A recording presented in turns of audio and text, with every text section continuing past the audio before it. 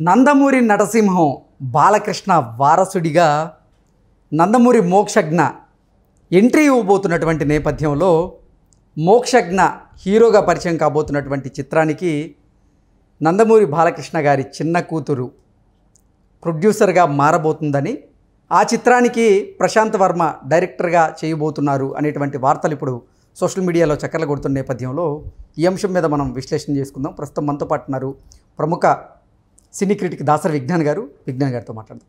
Vignan, hi అండి. నమస్తే.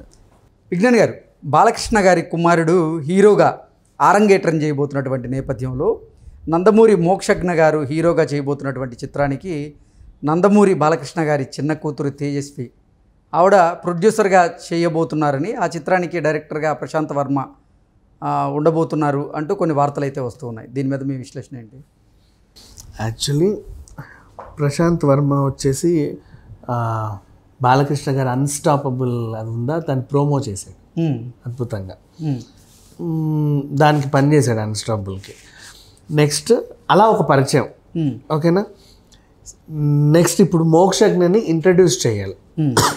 ఒక మంచి హీరోగా, లైక్ హీరోలాగా చూపించేటువంటి హీరో పర్సనాలిటీ ఉన్న డైరెక్టర్ కావాలి, young and talented.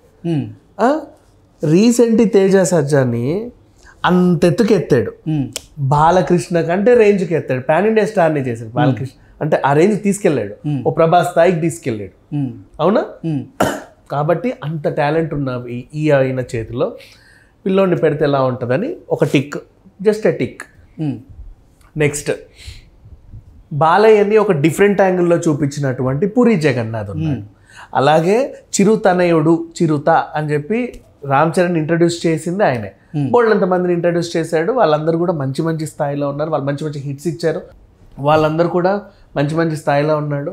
Cinema hit flop సంబంధం లేకపోతే puri is a highly talented director. ఒకరిని ఆయన చేతిలో పెడితే బాగానే ఉంటుంది, యాక్చువల్గా బాగా చేస్తాడని అందరికీ నమ్మకం, బాలయ్య కూడా నమ్మకమే. కాబట్టి ఆయన పెడదామా అనుకున్నాడు. కాకపోతే పూరికి అనుకోకుండా ఇంకో మంచి పాన్ ఇండియా ఆఫర్ వచ్చింది. ఇప్పుడిప్పుడే పాపం లైగర్ తర్వాత ఇప్పుడిప్పుడే పాపం కొంచెం మళ్ళీ సాధారణ స్థితికి రావడానికి ట్రై చేస్తున్నాడు. అండ్ కొంచెం ఈ స్మార్ట్ సీక్వెల్ ఊరటనిస్తే ఇప్పుడు ఇంకో మంచి ప్రాజెక్ట్ చేతిలో ఉంది. సో కొంచెం టైం పట్టుద్ది, ఈ టైం సెట్ అవ్వట్లా. సరే అనుకున్నారు. నెక్స్ట్ మన పెద్ద పెద్ద భారీ డైరెక్టర్లు ఏమన్నా పెడదామా, మన బోయపాటిని పెడదామా అనుకున్నారు. బోయపాటి దగ్గర ఏంటంటే ఆయన బాలయ్య ఉంటేనే ఆయనకు పుణకాలు వస్తాయి, మిగతా హీరోలతో ఆయన సరిగ్గా తీలేడు. అండ్ ఏదో కొంచెం అదో రకంగా ఉంటాయి, మనకు కూడా అనవు. అంటే ఆ భారీతనము అతి భారీతనం, అంటే ఒక హీరోకి ఉండలేనంత భారీతనం. ఎగ్జాంపుల్ దమ్ము, వినయ విధేయ రామ, జై జానకి నాయక, స్కంద. అంటే కుర్ర హీరోలను ఆయన చేయలేరు. అదే మళ్ళీ బాలయ్య వచ్చాడు అనుకో, ఇంకో భారీ సినిమా తీస్తాడు, మళ్ళీ కోట్లు వస్తాయి దానికి. లేదా ఆయన ఇంకెవరైనా సీనియర్ హీరోలు ఎంచుకుంటే కనీసం రాజశేఖర్ గారిని ఎత్తో సినిమా తీసినా హిట్ కొడతాడు. ఆ స్థాయి మోహన్ బాబు గారితో సినిమా తీసినా హిట్ కొడతాడు. అంటే బరువైన పాత్రలు మోసే వాళ్ళు మనకు అలవాటు పడ్డోళ్ళు ఉన్నారు కదా. ఒక అన్నయ్య, మా అన్నయ్య, మనసున్న మహారాజు, అట్లా ఓ పెద్దరికం లాగా ఆయన. మోహన్ బాబు గారు ఓ పెద్దరాయుడు, రాయలసీమ రావణ చౌదరి, అట్లా. అంటే ఒక దాసరి నారాయణరావు గారు అప్పట్లో డీల్ చేసేవారు ఇట్లాంటి సబ్జెక్టులు, భారీవి. ఆ టైపు భారీతనం ఉంటే ఈయన తీయగలడు. కానీ కుర్ర హీరోలతో ఈయన రొమాన్స్ చేయించలేడు. ఆ భారీతనంలో వీళ్ళు సెట్ అయ్యి చావరు, ఇట్లా అవుతుంది. సో ఎందుకులే అనుకున్నాడు. ఇంకొంతమందిని అనుకున్నాడు, సురేందర్ రెడ్డి అని అనుకున్నాడు. ముందే కామెడీ ప్లస్ యాక్షన్ ఎందుకు, మళ్ళీ సుప్రీం లాగా అయిపోతుంది.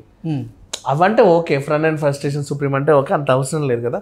పిల్లోడిని అట్లా నిలబెట్టడానికి ఒక స్థాయికి డైరెక్టర్ కావాలి అనుకుంటే తేజ సజ్జాని నిలబెట్టిన ప్రశాంత్ వర్మ బెస్ట్ ఎగ్జాంపుల్ అయ్యాడు. నిర్మాణ బాధ్యతలు అప్పచెప్పాలి. నిర్మాణ బాధ్యతలు అన్స్టాపబుల్ని ప్రొడ్యూస్ చేసిన అల్లు అరవింద్ గారు చేయొచ్చు, ఇంట్రెస్ట్ చూపించి. ఇంకే అంటే వెనక అత్యంత సన్నిహితులు కాబట్టి ఇంకెవరు చేయొచ్చు అనుకుంటే, అరే వీళ్ళే ఉన్నారు కదా, వాళ్ళ కూతురే కదా కొంచెం వర్క్ చేసింది, అండ్ ప్రొడక్షన్ అనుభవం కూడా ఉంది కొంచెం. సో కూతురు అల్లుడు నిర్మాణ దాంట్లో సంస్థలో మన కొడుకుంటే ఇంకా బాగుంటుంది కదా, మనది అనే ఒక ఫీల్ వస్తుంది. అట్లా ఆయన దాన్ని ఎంచుకున్నాడు. పిల్లోడిని ఎలా దిద్దాలో తనకు బాగా తెలుసు. అండ్ ఈ అబ్బాయి కూడా కొంచెం ఫ్రీగా చేస్తాడు. కొత్త సినిమా కదా, కెమెరాలో కొత్తగా ఎంత కాదనుకున్నా కొత్త సినిమా. ఇప్పుడు ఫస్ట్ వచ్చినప్పుడు అఖిలైనా అంతే, ఫస్ట్ వచ్చినప్పుడు నాగ చైతన్యనా అంతే. మొన్న ఫస్ట్ వచ్చినప్పుడు పాపం మనకు అబ్బలేదు కానీ పాపం మా అబ్బాయి కష్టపడ్డాడు. మన ఇతను రానా వాళ్ళ తమ్ముడు అభిరామ్ కొంచెం అది అబ్బలేదు తేజ సినిమా. తేజ సినిమా అంటే ఎక్కువ డైలాగులు, ఎక్కువ యాక్షన్ సీక్వెన్స్లు ఉంటాయి. కొంచెం సున్నితంగా సినిమాలు ఉంటాయి, మేబీ అబ్బేవాడేమో, కానీ అది అబ్బల. సరే నెక్స్ట్ టైం ఏమైనా ట్రై చేస్తాడేమో. బెల్లంకొండ అబ్బాయి ఆయన ఇప్పటికీ పాపం నిలబడ్డానికి ట్రై చేస్తున్నాడు. మంచు అబ్బాయిలు కూడా అంతే, ఇప్పటికీ నిలబడ్డానికి ట్రై చేస్తున్నారు.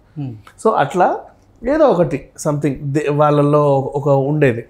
ఈయనని కూడా మనం తీర్చిదిద్దుదాము నీట్గా అని చెప్పేసి అక్క దగ్గర అక్క బావలు సరిగ్గా ఉన్నారు. ఇది పక్కన పెట్టేస్తే నెక్స్ట్ బాలయ్య గారి అబ్బాయి ఎంట్రీ కోసం అందరూ అసలు చాలా ఆతృతగా ఎదురు చూస్తున్నారు. తారక రత్న చనిపోయినప్పటి నుంచి ఇప్పటి వరకు చూసుకుంటే ఆయన బయట కనబడిన కొన్ని సందర్భాలు చూసుకుంటే ఇప్పుడు లుక్స్ పరంగా, మేక్ ఓవర్ పరంగా బాగా అయ్యాడు. హీరోయిక్ మెటీరియల్ లాగా చాలా నీట్గా సెట్ అయిపోయాడు. సో అట్లా ఇతన్ని లాంచ్ చేస్తే బాగుంటుంది, ఇదే సరైన సమయం. పైగా ప్రశాంత్ వర్మ మనోడు గబగబా చేస్తాడు, తక్కువ బడ్జెట్లో ఎక్కువ గ్రాఫిక్స్ చేస్తాడు. అట్లా అని చెప్పి చిన్న హీరోకి 100 కోట్ల బడ్జెట్లు పెట్టలేరు కదా బయట నిర్మాతలు ఎవరు, వీళ్ళు కూడా పెట్టదలుచుకోరు. కానీ ప్రశాంత్ ఎలా డీల్ చేస్తాడు, తక్కువ బడ్జెట్లో నీట్గా సినిమా తీసి హీరోని చక్కగా ఎలివేట్ చేసి ఆ సినిమాని పెద్ద హిట్ చేసి బోల్డ్ కోట్లు రాబట్టే టాలెంట్ అని ఒకటిసారి నిరూపణ అయింది. రాజశేఖర్ గారి కల్కి అంతే, అదొక ఎగ్జాంపుల్. మళ్ళీ సరే పిల్లలంటే ఒక ఈయన పెద్దవాళ్ళని డీల్ చేస్తారంటే అన్స్టాపబులే ఒక ఎగ్జాంపుల్, రాజశేఖర్ కల్కి ఇంకో ఎగ్జాంపుల్. సో తను పిల్లల్ని డీల్ చేస్తాడు, పెద్దల్ని డీల్ చేస్తాడు. ఈజ్ ఎ పర్ఫెక్ట్ చాయిస్ అని అనుకున్నాడు. అతను డైరెక్ట్ చేయబోతుంటే మొత్తం పెత్తనం అంతా అక్క చేతిలో ఉంది.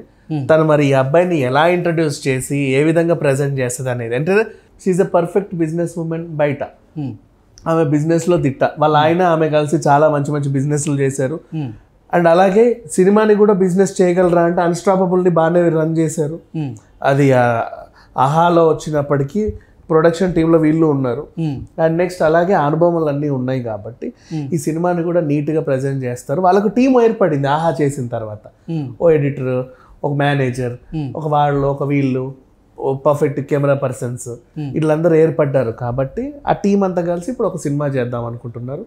బాలయ్య గారు గైడెన్స్లో, ఆవిడ గైడెన్స్లో ఈ మోక్షజ్ఞని ప్రజెంట్ చేస్తారు. ఈ విధంగా మేబీ ఆ సినిమా ఇప్పుడు షూట్ అవుతే, ప్రశాంత్ కూడా బిజీగానే ఉన్నాడు అఫ్ కోర్స్, కానీ వీళ్ళని త్వరగా తను చేయగలిగిన నెక్స్ట్ ఇయర్ సంక్రాంతి కంటే రాడలే కానీ సమ్మర్లో మనం చూడొచ్చాము రిలీజ్. ఓకే, మోక్షజ్ఞ హీరోగా అరంగేట్రం చేయబోతున్నటువంటి మొదటి చిత్రానికి ఎంత బడ్జెట్ పెట్టబోతున్నారు? ప్రశాంత్ వర్మ ఎక్కువ పెట్టడు బేసికలీ, కానీ చూస్తే అరే 100 కోట్ల బొమ్మ అంటాం, హార్డ్లీ 25 లోపు పెట్టుంటారు. బట్ ఈయన నమ్మి 100 కోట్లు పెట్టే నిర్మాతలు కూడా ఉన్నారు, కానీ హీ డోంట్ టేక్ ఇట్. అంత అవసరం లేదండి, ఇంత చాలు అనే డైరెక్టర్. ఓకే, సో తక్కువలో ఎక్కువ లాభాలు ఇచ్చే అవకాశమే ఉంది. ఓకే.